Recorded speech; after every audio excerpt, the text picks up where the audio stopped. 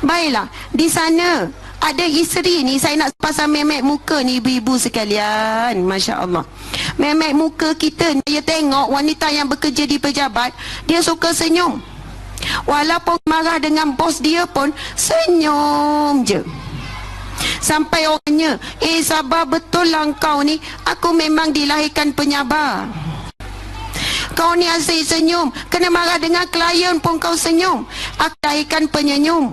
Macam tu. Tapi ramai mana seorang wanita 8 jam di pejabat dia boleh wajah yang manis, bila balik rumah tak sampai 5 minit dia tunjuk wajah yang masam pada suami. Buka je pintu terus baning, bang saya stres hari ni, banyak kerja kat pejabat, awak jangan cari pasal. Subhanallah, 8 jam dia penat, 8 jam dia stres di pejabat, dia boleh kawal air muka dia. Kenapa dengan suami tak boleh kawal air muka? Bila stres, nak tunjuk stres ni, lagi suami tak tegur, dia tanya pula, awak tak nampak ke stres? Merajuk, tunjuk muka merajuk ni, muncung sampai suami tak perasan. Awak tak perasan ke saya merajuk? Sebab apa kita ni tak jaga sangat air muka kita terhadap suami kita. Bukan orang lain kita cakap, suami kita. Sebab itu Nabi kata yang paling baik dengan kamu orang baik dengan ahli keluarga. Sebab nak berwajah manis dengan ahli keluarga paling susah berbanding berwajah manis dengan orang lain. Nak menghormati ahli keluarga, nak berakhlak mulia dengan ahli keluarga paling payah. Sebab kita fikir bukan orang lain kita, bukan orang lain anak kita. Jadi kita pun tunjuklah perangai kita yang benar di rumah. Contoh lepas ni kan ada makan-makan, betul tak? Nanti kita tahu orang yang makan-makan semua lemah lembut, sopan je. Ambil dulu, sila. Oh, silakan orang pula kan. Lepas tu makan tu kan kunyah 40 kali, baca doa beria. Lepas makan baca doa lagi. Masya Allah, sakau pun perlahan-perlahan. Tetapi ramai mana orang Masya Allah, makannya kelang kabut. Kadang tak ingat nak baca doa, but semua tuju ke laut. Tak ada seorang pun, tak apa ambil dulu, tak ada. Kat rumah, bagilah mak dulu. Macam tu kan. Lepas tu mana wan-wan, nenek-nenek, nama ramai nenek ni. Balik daripada kuliah, dahagalah pula, teruslah pergi dekat water dispenser tu kan. Masa tu juga minum dalam keadaan berdiri, go. Tiba-tiba dengar cucu berlari, terus duduk. Rupanya jaga akhlak kerana manusia lain. Dia jaga akhlak depan manusia lain. Dia bukan jaga akhlak kerana ikut sunnah Nabi SAW. Di sana ada larangan Rasulullah tentang makan jangan berdiri, minum jangan berdiri. Lepas tu kajian sains pula telah buktikan betapa baratnya apabila minum dan makan berdiri. Allahu Akbar, subhanallah. Satu ketika ada seorang kanak-kanak dalam keadaan lapar, terus datang hidan. Ketika itu Nabi dah nak makan dengan sahabat, dia terus hulurkan tangan, naik makanan. Lalu Nabi buat apa? Nabi pegang tangan kanak-kanak tersebut. Nabi kata, Samillah wakul biyaminik wakul mimma yalik. Nabi kata, sebutlah nama Allah, makan guna tangan kanan dan ambil yang dekat dengan kamu. Ini sunnah Nabi SAW. Contoh kita makan dalam hidangan, masing-masing ambil yang dekat dulu. Yang dekat ada sayur, ambil sayur. Yang ada dekat dengan ikan kering, nasiblah, ambil ikan kering dulu. Ada dekat tu dengan sambal belacan, ambil sambal belacan dulu. Supaya semua tak berebut untuk ambil lauk. Dah ambil sikit-sikit, lepas tu barulah bergilir. Masya Allah. Sebab itu bila Nabi tunjukkan contoh, nak tegur anak kanak-kanak, kena kasih sayang. Kita kadang-kadang bila cucu kita terus nak ambil makanan sebelum kita rentap tangan dia, basuh tangan dulu kita. Itu bukan ikut sunnah Nabi. Nabi bila dengan orang lapar, dengan kanak-kanak, dengan orang tua bahkan, Nabi pegang dulu. Nabi pegang, lalu Nabi nasihat yang baik. Kalau orang dah sentap tangan kita, dah hilang selera. Satu ketika di dalam hidangan, sebab lepas ni nak makan kan, siang pula, dah bergerak belum tahu tadi? Oh, dah bergerak dah. Masya Allah, subhanallah. Sebenarnya terjadi pula tazkirah tentang sedekah tadi. Duk kat mana dah tabung? Sampai belakang. Sadi tu mungkin ada yang senyum depan tabung. Okey. Kita kata kenapa senyum? Senyum itu sedekah. Di labung lalu dia senyum je dekat tabung. Masya Allah, subhanallah akbar. Okey, nanti saya nak sebut pasal sedekah lagi insya-Allah. Tahu tu tabung tu bergerak ialah. Tadi cerita pasal pencen kubur tu tadi sedekah jariah, masya-Allah. Tapi saya nak sambung tentang bab akhlak suami isteri tadi tu, masya-Allah. Contoh yang lain lah. Seorang wanita ni dekat pejabat, dia minta, Siti nak file sekian-sekian. Bos ni dia punya nak marah dekat bos ni, selalu pun dia marah-marah dengan keempat bos ni. Tapi bila bos panggil, dia tukar wajah yang manis.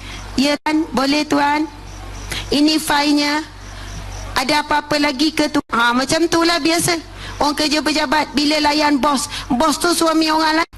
Balik rumah, suami tanya, awak, saya cari tali pinggang ni, tak jumpa lah, mana ya? Tu tunjuk muncung mulut je.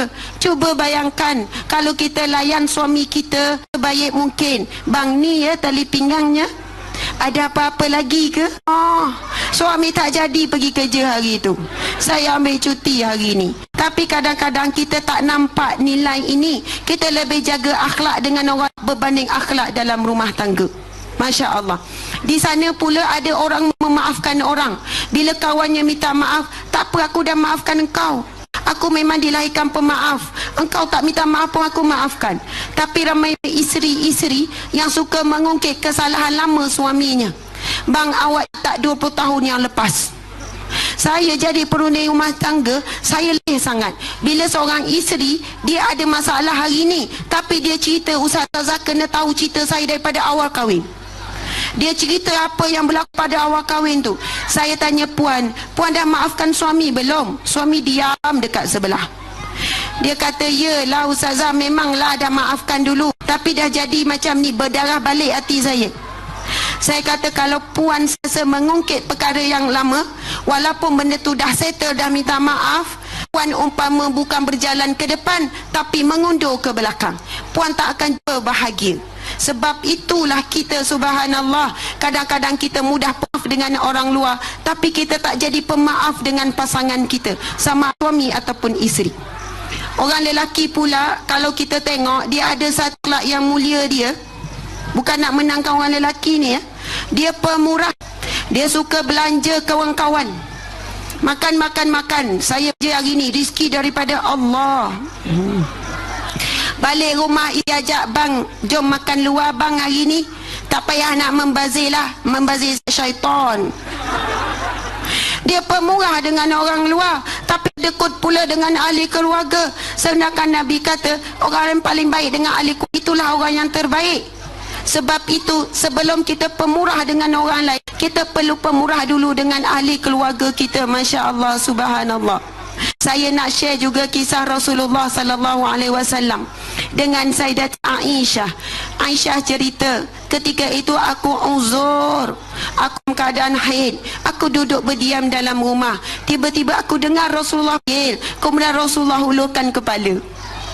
Tahu tak Rasulullah buat apa? Rasulullah hulurkan kepala untuk disikat dan diminyakkan rambut oleh Aisyah. Romantiknya kisah Rasulullah sallallahu alaihi wasallam, suami saling meminyaki rambut. Ada yang kahwin 20 tahun, 30 tahun, Masya Allah. Mungkin tak pernah sekali pun sikat rambut suami. Mungkin tak pernah sekali pun suami sikat rambut isteri. Masya Allah. Sekarang ni baru nak sikat, tapi dah tak. Macam mana tu Ustazah? Tak apalah, pula minyak kat kepala tu, urut-urut dia sakit kepala, mudah-mudahan minyak tumbuh balik rambut dia. Bukan main-main ni. Kita macam, Ustazah, takkanlah nak buat macam tu, macam buang tabiat pula. Sebab apa kita sebut buang tabiat? Tak biasa hidupkan sunnah Nabi sallallahu alaihi wasallam. Orang yang buat sunnah Nabi, rahmat Allah turun dalam rumah tangganya. Nama benda tu remeh, tapi bila buat sunnah Nabi, umpama Nabi Muhammad sallallahu alaihi wasallam hidup dalam suasana rumah kita. Walaupun benda tu nampak kecil. Suatu ketika Rasul pernah ziarah seorang sahabat Nabi sallallahu alaihi wasallam yang isterinya sedang sakit.